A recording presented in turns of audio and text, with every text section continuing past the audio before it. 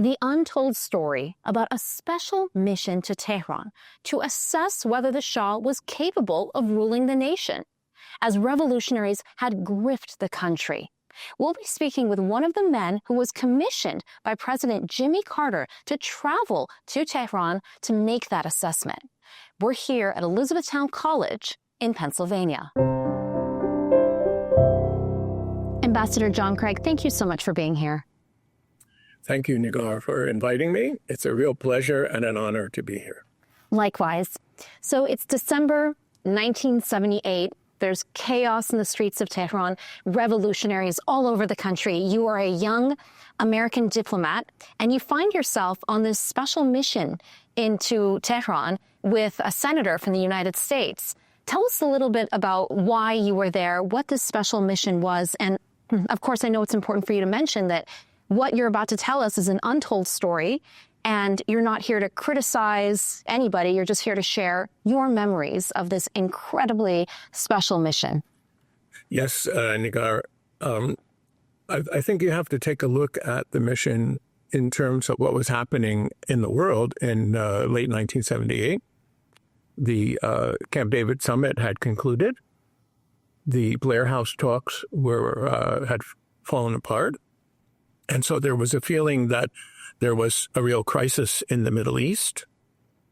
At the same time, you had this incredible situation in Iran where America's strategic ally in the Middle East was all of a sudden faltering, was stumbling. And so there was great concern in Washington about the longevity of the Shah. Could the Shah hold on? Could the Shah defeat the revolution? Because it's impossible to overestimate the importance of Iran at that particular time in terms of the Cold War. Now, I'll just make a reference to one event which I think shows how important Iran was at the time. And this is a visit which President Carter and Mrs. Carter made to Tehran in December of 1977. As a matter of fact, they spent this New Year's Eve of 1977 with the Shah and his wife in Tehran. It's a well-documented visit. But it's pretty incredible when you think about it to have an American president spend their New Year's Eve in Tehran. New Year's Eve there. So I think that gives you a real window on how much concern there was. President Carter went there, obviously, to talk to the Shah personally. Now, as 1978 developed, and especially in November, it was quite clear that the revolution was getting worse. And so President Carter asked Senator Byrd to make a special trip to Tehran to give him a personal assessment of the longevity of the Shah. Could the Shah remain in power? This was particularly important because the U.S. government agencies that would normally be involved in this kind of situation were arguing. Some were saying that the Shah could hold on. Some were saying that there was no way that the Shah could defeat the revolution. And this division was all over. It's not one particular department against another. It was within. It was pretty much all over the National Security Agency. So I'm talking about State Department, Defense Department, CIA, the White House. Yes. And they just couldn't agree. Security Agency. They were taking sides. Some were saying, yes, the Shah could hold on. Others, no. We had a particularly senior and capable ambassador at the time. William Sullivan was the U.S. ambassador in Tehran. And he was on the side of the Shah could hold on. Now, one of the issues in that debate was how much force should be used to put down the revolution. And there were those who felt that the Shah should really be aggressive and shoot people. And there were those who felt that reforms were the way to defeat the revolution. All right. So President Carter asked Senator Byrd to go to Tehran and give him his personal assessment after a meeting with the Shah. And why Senator Byrd when he already had Ambassador Sullivan in Iran? Obviously, the debate of the various agencies and the inability of any of them to agree, it didn't give a path forward. It didn't make a policy decision one way or the other really possible. And Senator Byrd at the time, of course, was the majority leader of the U.S. Senate, an extremely powerful figure, and of course of the president's party. He was of the Democratic Party. And in this case, in order to camouflage, I'll say, the intention to go to Tehran specifically to meet the Shah, a trip was put together which allowed the senator to say that he was going to visit all of the capitals that would be involved in a Middle East peace agreement, because, of course, the Congress would have to provide a lot of money to implement the terms of the agreement. So there were a number of stops that were developed. Morocco, Egypt, Israel, Jordan, Saudi Arabia, and the last stop was in Tehran. And so at each stop, I mean, it was kind of a difficult trip because we all knew, what the goal was, and yet we had to go through all these meetings. And the intention was just Iran the whole time. The intention was Iran the whole time. Well, there was a secondary intention because if Senator Byrd didn't support whatever peace agreement was eventually signed, then there would be no practical effect. I mean, the money had to come from the Congress. So it was practical from that standpoint. But at the moment, it was a pretty tedious camouflage, like you said. Yes. Yeah. And so we went through the stops. Now, the people who were on the trip, very small trip, and President Carter loaned him Air Force One to make this trip. So we were only 5 people on the trip: Senator Byrd and his wife, his personal assistant, his legislative assistant, myself, and a military liaison officer.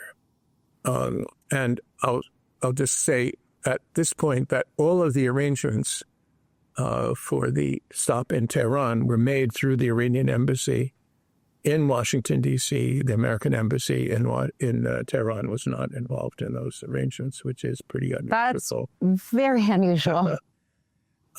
So I think those stops, we made all those stops. Some of them we didn't even stay 24 hours. We made all those stops in 10 days before we got to Tehran. So now we arrive in Tehran, and describe the scene when you arrived. What do you remember of that day? We arrived at the airport, and of course we expected to be, the plan was for us to go directly to the Navran Palace, and Senator and Mrs. Byrd were going to have lunch with the Shah and his wife. We waited on the plane. We were instructed to wait on the plane because the protocol officer was going to brief us, and then we would take off. The protocol officer came on, and I was the liaison with the protocol officer, and he told me that day was a particularly bad day in terms of the demonstrations, and that there was no way we could make it to the palace by car, that we would have to take a helicopter. That was, there was no decision to make. We were there to see the Shah. We had to. You had to get there some way, right? Yeah. And so they had a helicopter waiting. We got in a helicopter. And as we were flying, you could see out the windows that people were shooting at us. Oh, that's terrifying. From the ground. Now, they were using, the reason we could see is because they were using tracer bullets. My suspicion is, or my judgment is, that we were just flying higher than the than the range of those. But there were a lot of them. Believe me, there were a lot of people firing. And what's going through your mind right now? Well, I'm, I think it's one of those things where when you're in a situation, fear is not an issue. And then later on, I'm going like, what did we do? Anyway. What just happened, right? Hey, but it happened, right? So we landed, helipad, got in the cars, drove up to the front door of the Negar Palace. There was a protocol officer there to greet us. And because we were such a small group, the senator actually was a unique personality. And if you don't know anything about him, you should read up on his biography. But he, at each one of the stops, because we were such a small group, he actually took all of us into the introduction for the meeting with the head of state. And so we got to meet every head of state along the way, and plan was no different in Tehran. So we got out of the cars and we followed President and Mrs. Byrd, and then his staff, and then me and the Defense Department or the military escort. And this whole time, Ambassador Sullivan has no idea at this point that you guys are there. The American embassy in Tehran had no knowledge of this visit. And you have to assume that the president did that purposefully because he wanted to have this unvarnished assessment from a person that he trusted to tell him. Because, again, I can't overemphasize at that time the strategic importance of Iran to the United States in terms of the Cold War and the Middle East. I mean, the Shah was responsible for keeping the peace in the Middle East, and he had done a number of things to be that person. So the doors of the Negar Palace were open, and we started walking in. Now, I'm a particularly, how shall I say, interested person in the arts of the Middle East. And so the first thing I noticed was there were no carpets on the floor. Now, you're going into what legend tells you is the most opulent palace in the whole Middle East, in the whole world, maybe. And there's nothing. There were no picture frames. There were no objets on the tables. And I'm saying to myself, this is really weird. I said to myself immediately, these guys have packed up. They are ready to go. Already. No question about what the intention of the Shah is. So we get to the door of what I think they call it the Hall of Diamonds or the Hall of Mirrors. And the doors open, and the Shah and his wife is standing there. And the escort officer, the protocol officer, introduces the senator to the Shah. And then the senator stays for a moment and introduces us, the rest of the staff. So people go up. I noticed that the Shah was looking straight ahead. He was not interacting. His eyes weren't moving. He did raise his hand, but when the person put their hand in his hand, he didn't grasp it. And he didn't shake it. The person who was being introduced shook his hand. And then when he took his hand away, he let his hand drop down. So I waited for my turn. I went up. Exactly the same thing happened to me. He was comatose, standing, but inert. So we were then escorted out. The staff was escorted out, the senator and his wife. And the Shah and his wife went out through another door. They had a really beautiful lunch, of course, planned for us, but it was kind of improvised because we had to stay close because nobody knew when it was going to be over. And so we had to be there when it was over to go out with him. And so they were, we talked. They had a couple of protocol officers who spoke English, and we talked, but we didn't talk about anything that had to do with the revolution. I mean, what did you talk about? We talked about the grandeur of Iran and Iran's place in history. Yeah, and I I'm particularly interested in the arts of Iran. Sometimes I think I would have made a better interior designer or antique stealer than I did an ambassador. But anyway, my interests were really high.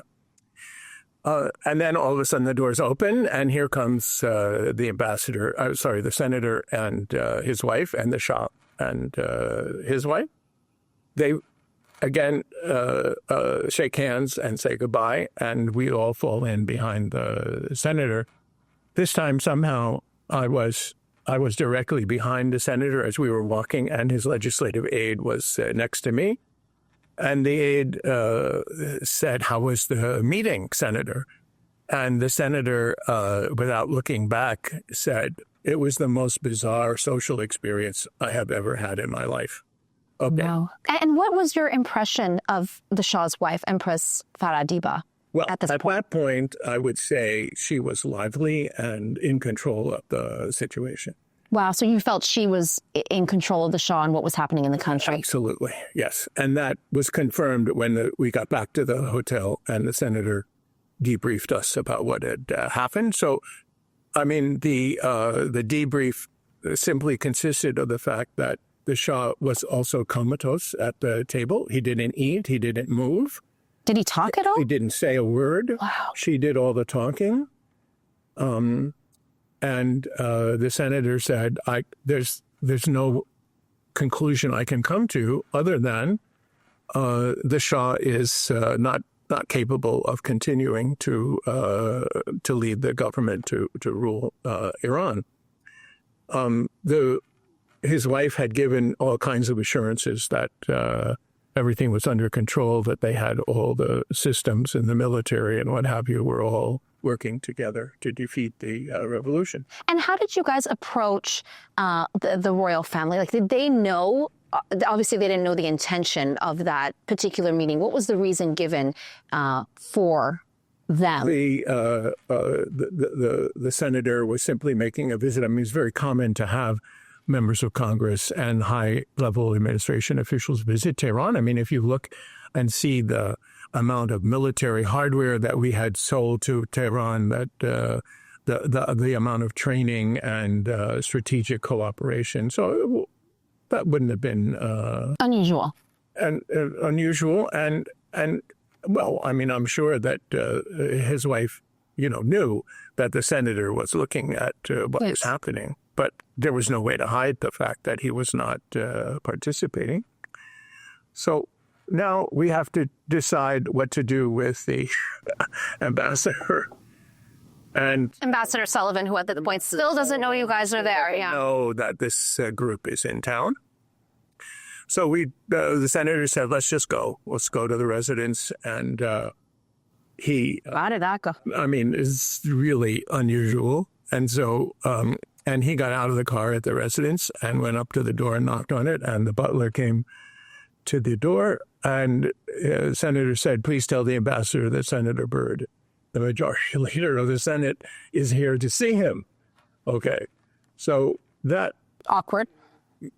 Well, it wasn't awkward with the butler. I was not actually in the room when the two of them shook hands, so I have no idea. But there was a lot of screaming and yelling. Of course, the ambassador called then the various heads of the agencies to come, the defense attaché, the station chief.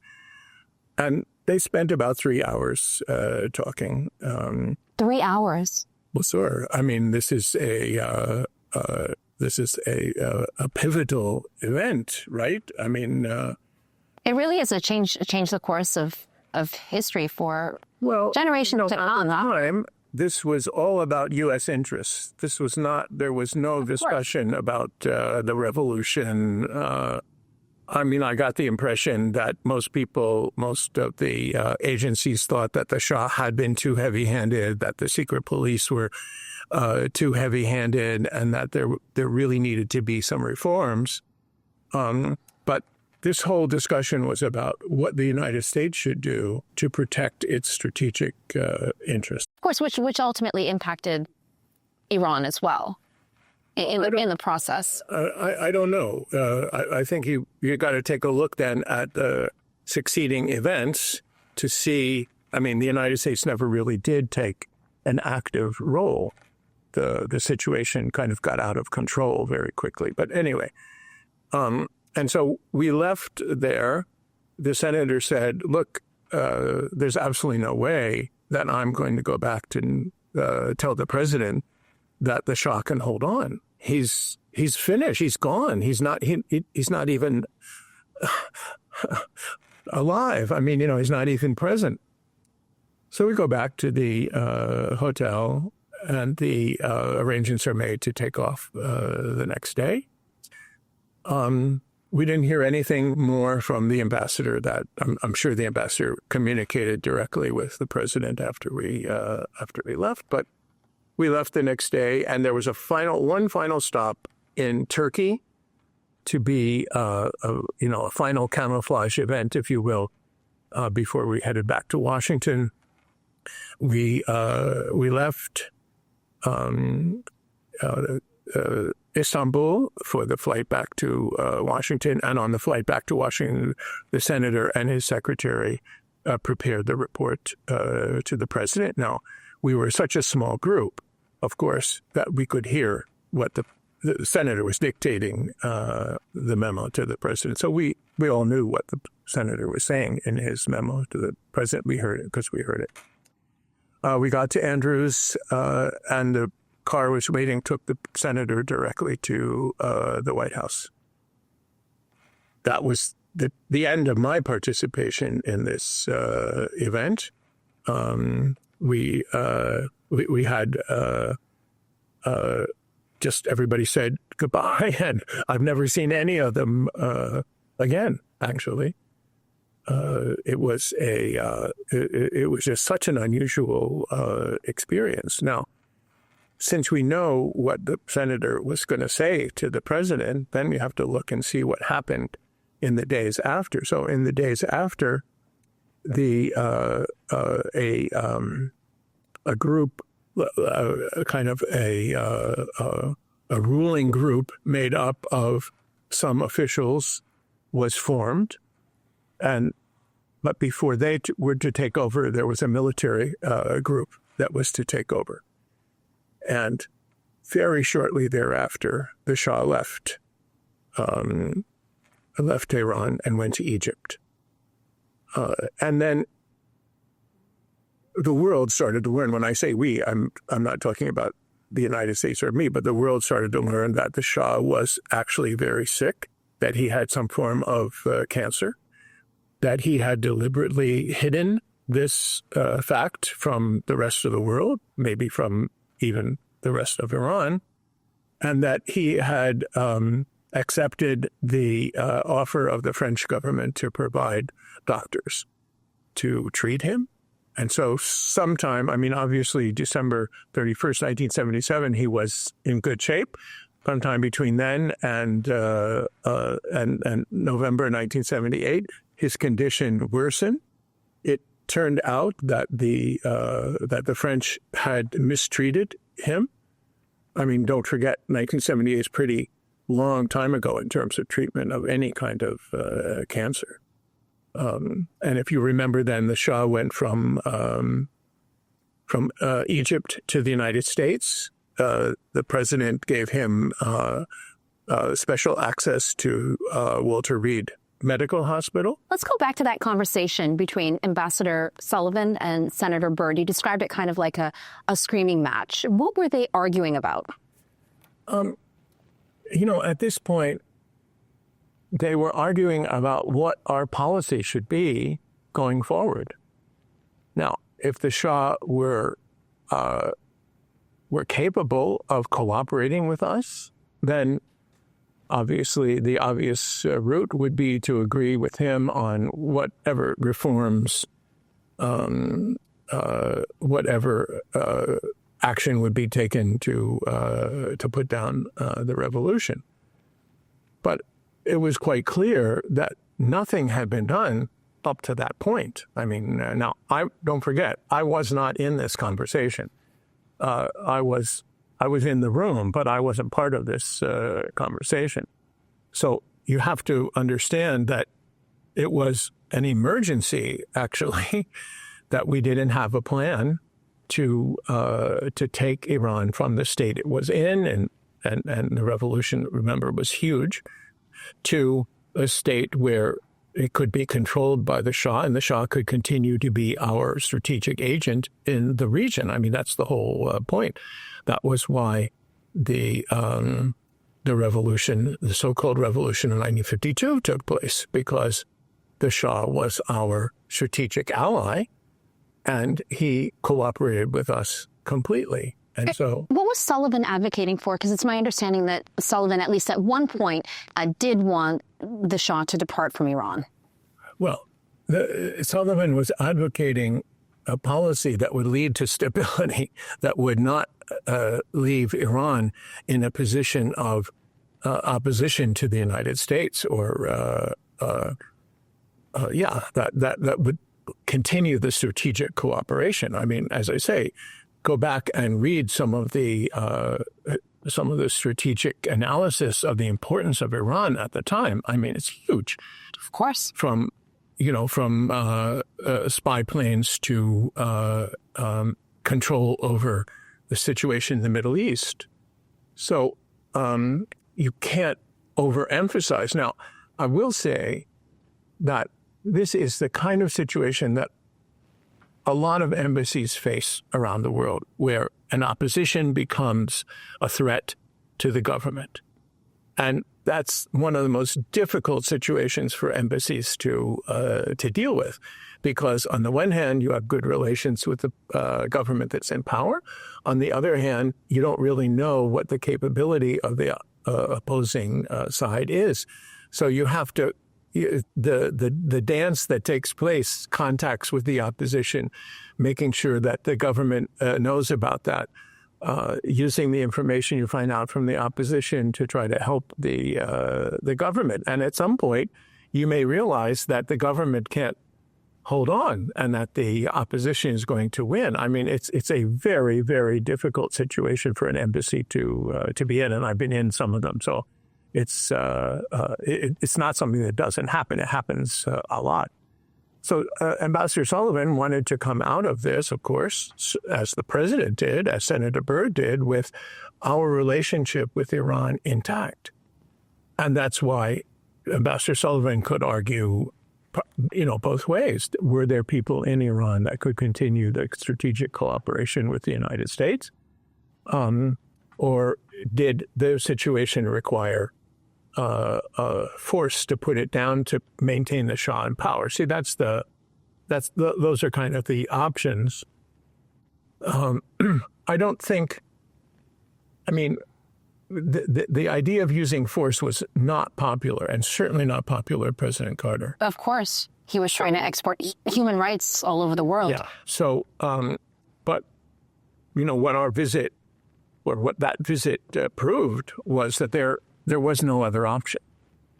The option was only to use force to put down the revolution, and at that point, I don't even think that would have worked. I mean, that's just my personal observation. But you remember the bazaar was completely out of control, and so I don't even think that that would have worked. And don't forget, at this particular time, you don't have the religious element is not part of the situation. Religious element only came into play after the Shah left Tehran. My own opinion is that the situation was lost, but there was still decisions to be made, and that's why the senator was sent out there, and he went back and told the president, this is not going to work. The Shah cannot continue. So the Shah went from the president changed his mind, or told the Shah he had to leave because of the threats that were coming out of Tehran.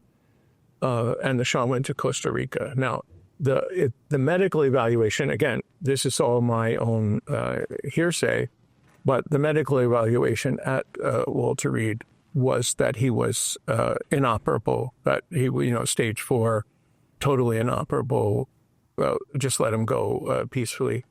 I don't know why he went to Costa Rica. I don't have any personal knowledge of that. And then he went back to Egypt, and he died in Egypt. And he's buried, actually, in Egypt. Yes, yeah, I've been there. At this point, did you know the magnitude of this mission that you were on? Well, since I wasn't involved, I mean, I wasn't involved in any of the policy debates, okay? But of course.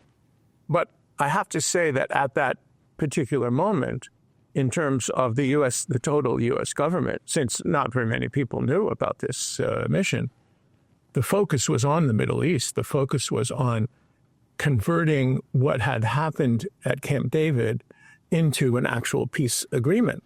And if you look at the chronology of the time, President Carter went back to the Middle East in early March and convinced both Sadat and Begin to agree to a peace treaty, and that was the agreement, the peace agreement of March 1979. So there were the focus of the policymaking group in the Middle East was on peace between Egypt and Israel, not on what was happening in Iran. That's very interesting. And when you went back to the United States, Senator Byrd obviously had a meeting with President Jimmy Carter, told him that, you've lost the Shah. He got in the car and went directly from on the plane to the White House. Yeah, that's right. And did that impact, as you said, U.S. interests and policy thereafter? Or sure, it did, because we didn't take an active role. You see, we sat and watched what was happening in Tehran. It was not we didn't have any way to influence, actually. And of course, once the Shah left, then the situation was in the hands of first the military government, and then this group of wise men or senior people that were supposed to rule in the Shah's absence. I mean, that was their plan, but that didn't work either. Now, of course, you know that there is criticism against President Jimmy Carter and his policies in Iran. I spoke to the last Israeli military attaché in Iran, General Segev, who served from 1977 to 79. He left at the time of the revolution in February of 79. And one thing he told me in our interview was that he felt that President Carter and the Americans didn't do enough to support the Shah, and that they could have done something more. Yeah, well, what is your assessment? No, I think that's unfair, really, because if you look at the granular situation, the policy options were not, none of them were good, right? I mean, if the Shah is not capable of speaking in a meeting, how is he going to manage a set of reforms? How is he going to control the secret police? I think that's the major factor, is that the Shah stopped being a player, and there was no way to move forward without the Shah being a player. Yeah, and I don't think anybody else was prepared to go down the use of force route. I mean, there was nobody that was going to decide to shoot hundreds of thousands of people to stop the revolution. And then, of course, in February, you had the return of the Ayatollah. And so that cemented the situation. That meant that the revolution was not going to be threatened. So there's nothing that could have been done that was it, so, based on what you saw? I don't think so. But it wasn't because of policy. It wasn't because that policy wasn't there. It was because the Shah was, for all intents and purposes, already gone. Sometime, I would say, based on what we saw in late November, he'd probably been in that state for a few weeks. But see, that's something that nobody realized at the time. Nobody had any idea. They were still talking about the Shah as the ruler of Iran, as a person who could take actions that would counter the revolution. But that wasn't true. Yeah. And did you keep in touch with anybody else who was on this mission after? No, we all walked away from the plane and never saw each other again. Or at least I never saw any of them again. Are any of them still alive? I have no idea. I know the senator and his wife are deceased. I don't know about his personal assistant. I don't know about his legislative assistant. I don't know about the military escort.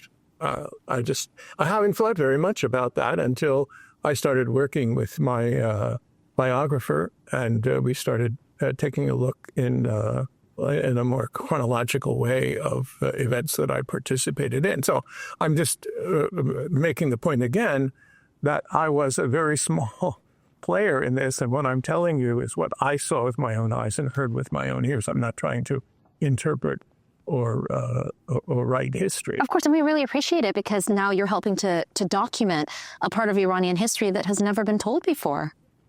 That's right. I don't know how many people in Iran knew of the state of health of the Shah and the fact that there was no way that he could recover.